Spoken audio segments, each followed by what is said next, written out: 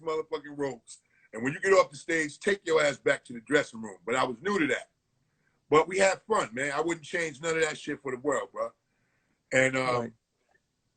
you feel me? Like I was saying, Kane with the D-Seps, and you got Slick Rick with the Valley Massive, the Valley crew. So I'm trying to, I can't fuck with either one of them like I want to. And shout out to Slick Rick and his mom's Miss Veronica, because I wouldn't have been on the tour if it, well, first of all, Beastie Boys was fucking up hotel rooms, so they got kicked off the tour. But Slick Rick, since him and Kane had the beef, he wasn't rocking the tour bus. He was flying the dates. So they gave me Slick Rick tour bus. Now, I'm King's son and I'm on, so I showed love to Third Base, MC Search and Pete Nice, and let them share the tour bus with me. You know what I mean? And Search was trying to bogart it because we on tour and he brought his wife. How you gonna bring your wife on a tour bus with a bunch of dudes? So, you know, we ain't smoking weed. You know, we ain't running around naked or bringing girls. We ain't gonna run around naked anyway, but we got a female on board. You feel me? Like if you come on tour me, you got your wife on the tour bus with her sleeping and all that. We ain't doing shit. You feel me? So, you know, fuck searching them for that, but shout them out as well. So, you know, I keep it real funky. So fuck Third Base, but peace to them at the same time. I know Pete Nice is my man. It wasn't Pete, and it wasn't Rich. It wasn't Rich Nice, the DJ. So Pete was always cool. He always ran with the Albanian crew. I had Albanian crew up in the Bronx too. My man Tech and all these other cats. But Search was on some corny shit, man. He really was. And right. that first album experience was, you know, it was cool. But like I said, I missed having D Moet there because D Moet was the maestro and he was my show dude. So it was really just me and the God Prince Creative out there on the road. 1 year later, you dropped your sophomore album, Righteous But Ruthless. What was the game plan going into album number 2, and what adjustments did you make from your debut album to this one? Well, I tried with Righteous But Ruthless because I was trying to make a transition and I was going to try to, you know, make a group called the Asiatic Terrorists. You know what I mean? Because by now you got Lynch Mob and them popping and everything. And I skipped over that, like, but with this new album and everything, before this, I'm trying to think. No. Righteous But Ruthless, that was with Undercover Lover. So I was looking for that Hey Love Part 2 joint, like something to make that pop off. And, you know, I had, what I had from there? I had Be Black, right? So I tried to, when I was starting the album, I wanted to have like a Black history song, because when we did hip hop back in the day, you ain't just rhyme about girls, or you ain't just rhyme about cars, or like you would have a love song, you would have some stay in school song, you might even have a gospel joint up on there, like you wanted to show that you had different varieties of things. So, you know, I did the Be Black. I'm a black man, because everybody was trying to be from Jungle Brothers and De La Soul and Karis One and the Violators. Everybody was trying to be like Afrocentric. You know what I mean? And like, you know, cats who couldn't afford the gold chain started wearing African medallions, and you buying them from Korean people. So everything was taking place. I wanted to just touch base on it. And I tried to do one of my favorite movies was Coming to America. And so Buster did it better than me because, like, again, I said he had a better record company and a better management company. When I did mine, it's supposed to be Coming to America with me, with the two girls. It was, you know, my wifey at the time, Jackie, Mercedes, and her sister, Kikeya, and they got the head wraps, and we rented the Mercedes-Benz limousine, and we put the African flags on them, and we did it up in Riverside Park, like at a monument where you got like a guy with a red, black, and green afro with a dashiki trying to preach some black shit. Then we run up there and just knock them off the stage and start popping, you know, and dropping, you know, and just, you know, representing 5% Nation, but just letting black people know, you know, I'm a black man. We black. This is the education of a black man. And, you know, to be black, like trying to, so anytime when black history would come, you know, this will pop off. But I don't really hear it because I believed I'm blackballed by them same cats from Profile Records. And I believe to everybody out there that myself, Poor Righteous Teachers, we blackballed because you was playing the song on the intro. The gods is taking heads. There's a lot of science in that song, and I feel that's why we got blackballed, and that's why you don't hear us as much as you hear everybody else. You know what I mean? Right. But When that album dropped, what kind of reception did it end up receiving? I mean, it got a good reception, but again, like what I feel, I don't feel like Profile, like the promotion was whack. And I feel like, you know, it was a lot of overseas promotion, and it moved a lot overseas. But again, like I said, Profile had their distribution company over there. Like they press up their own shit in overseas. So as far as what they move and what they sell and all that shit, we ain't know. And they didn't put no, you know, your album is out, you know, Righteous But Ruthless. It wasn't no t-shirts, wasn't no hats. They just pressed up cassettes, CDs, posters, and there you go. Well, go out there. You can go and promote yourself if you want. So I'm out there trying to promote my shit, and, you know, I'm going to record stores, and I'm taking motherfucking records myself to people like, nah, man, he ain't popping. You know, money and everybody, like the industry always respect money. You feel me? Like when Hammer came out, he was Hammer, what you gonna do? When he had millions, everybody was on his dick. As soon as they said he was broke, oh, fuck Hammer.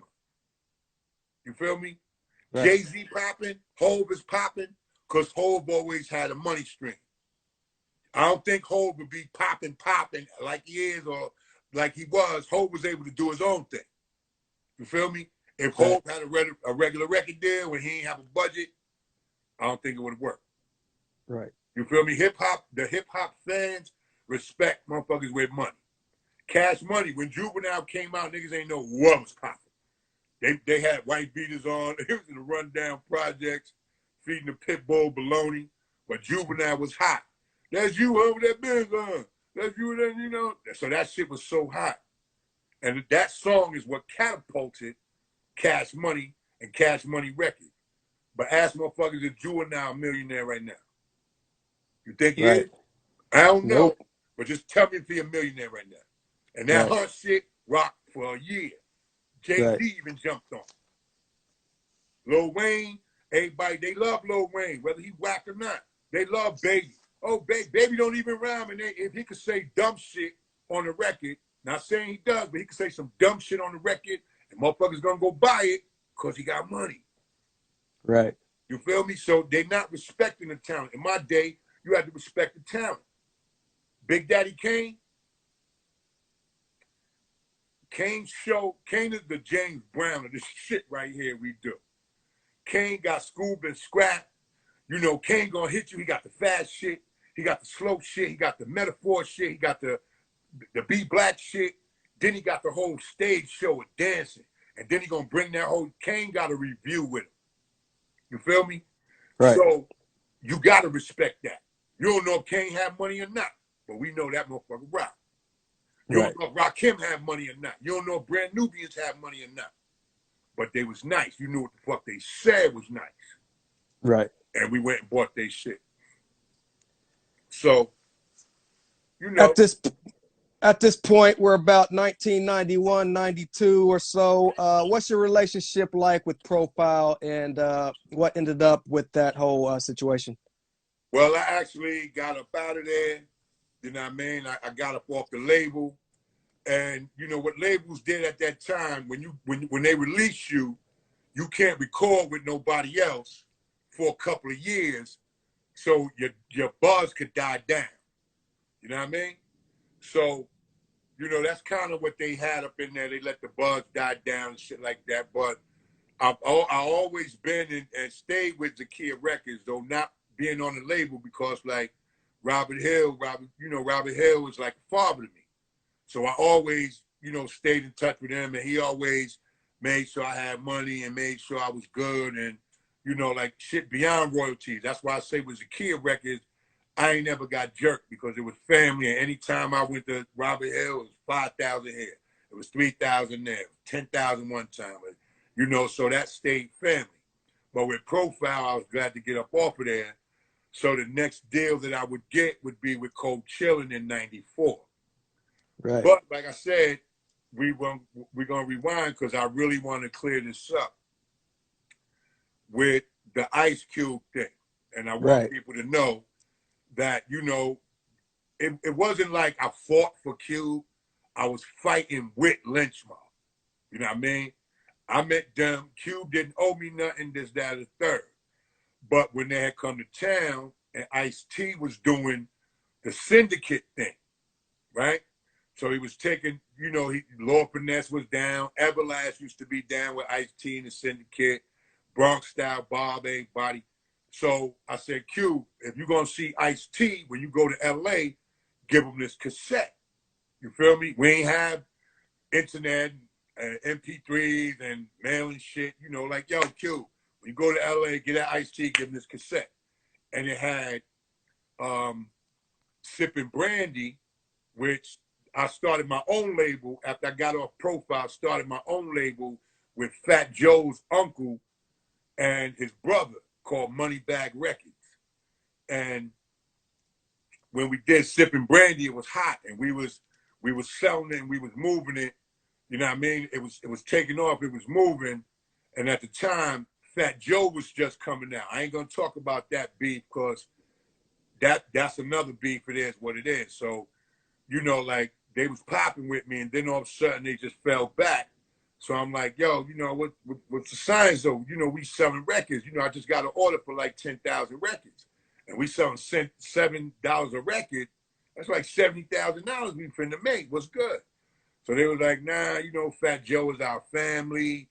And he feel like we putting too much into you and we ain't really putting a lot into him. So we just gonna fall back. You know, you can do your thing, but we just gonna fall back.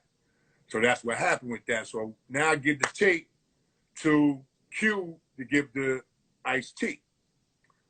So he'll do, you know, time go past and I don't hear nothing. So me and my girl at the time, my baby mom's, my baby mother, Melissa from Fordham Road, shout out to her and my seeds. And I'm like, damn, I'm hearing Cube shit wicked. And I'm like, damn, that shit sound familiar. And it's like, it's a Jamaican chant.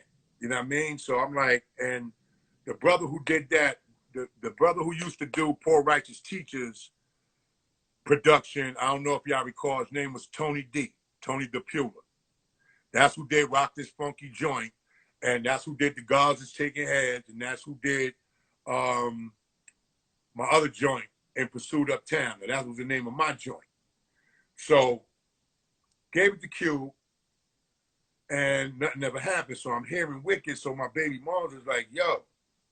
I said, damn, that shit's familiar. Like, and it's like, really, it's like 6 in the morning my time because I get up early. So my baby mom was like, yo, she said, that's your shit. I said, what? She said, nah, that's what you use. I said, what? So then she was like, on your Sippin' Brandy joint. So then he didn't bite the whole song. He bit my hook and used it for his hook. You feel me? Which was, my hook went, the gal wicked, Jama she don't want, second down the gal wicked, Jama she running up and down, time the gal wicked, she live it like a sad face, clown the gal wicked, Razifi come for kick her down. And then he went into, some girl they never did, them don't trust nobody, right? So Cube took that shit, and he had my man Don Jaguar do it. You know, shout out to Don Jaguar out there, that's my man. LA is my second home now, so no one understand that. So, it's like, you know, they popped that shit off, and I was like, word, so it's 6 in the morning. So I said, damn, he bit my shit like that. I said, damn, but why he ain't call me? Why he ain't tell me? So I called Mick Benson. Mick Benzo, he always the mediator. So Mick Benson, now we got three-way phones, you know, on the house phone, three-way.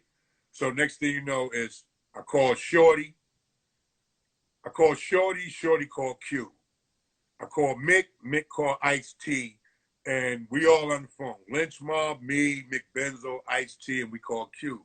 So Cube's wife, Kim, answered the phone. So she's like, son, I'm not thinking the time zone. I'm like, yo, Kim, can I speak to Cube? She was like, well, son, it's like 3 in the morning out here. Everybody sleep. I said, nah, it's kind of important. So then Shorty was like, yo, Kim, it's kind of real important. Wake them up. Everybody was respectable. So Cube, man, yo, what's up, man? I said, yo, Cube, man, what's up, man? I said, yo, I asked you to give Ice-T that tape. And he was like, I don't know if he said he did or he didn't or whatever. And then I said, Ice, you there? Ice was like, yo, what up, Cube? And he was like, yo, I think he'd seen Cube, and Cube ain't tell him nothing about no tape. So Cube was like, yo, I must have forgot, man. But damn, why y'all calling me 3 in the morning? I said, yo, but you use that shit, that shit wicked. I said, that shit is off the tape, man. He was like, nah, man, I ain't do that. He was like, dude made that up. I said, dude, how dude made up some shit that's coincidentally on the tape that I gave you? So he's like, yo, man. I said, look, man, check this shit out. When you come to New York, you need to sit down and talk to me. If you come to New York and you don't see me, we got a problem. So it got to the Source magazine. It was like in the back, like, yo, King Son got a beef with Cube over King Son is claiming. Now I'm looked at as a goofy motherfucker. Like I'm struggling, I'm fucked up. And Cube, he already got movies now where he popping. King Son just trying to, suck Cube dick, trying to get some money from Cube. I mean, bro, it ain't really the money thing, because like I said, we come from a humble spot. You feel me? But I mean, if you just say, yo, son, let me use that shit, or I think that shit's gonna go nice here. All right, Cube, so look, throw me a spot on your album. You feel me? Give me some shine. It ain't always gotta be money. Give me some love. I ain't no movie motherfucker, so don't throw me in no movie. But just, rhyme, do a song with me so we can pop off. Anything. But you just took my shit and kept it moving. So he comes to the Palladium. So when he came to the Palladium, I knew they was going to be looking out for me, and plus Zulu Nation was there. And so what I did, I paid to get in. Me and the God, Life Supreme, who was my DJ, the God Shamel, we went in camouflage suits with the army hats, the big ones, and shades and hoodies and Timbs. So we ran up in there. So I ain't going to tell you the story, but I wound up rushing them. I ain't going to tell you the story because it involves somebody who's prominent. And if he watching, you know what I mean?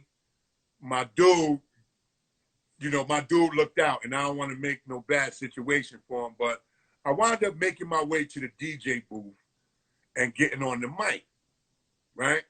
So I needed a segue because Cube shows like Public Enemy show. He all over the place, shit is loud, it's banging, and you into it. So I had to wait for him to fall back before I can, interject. So he was doing Be True to the Game. So when he said Be True to the Game, and that was one of my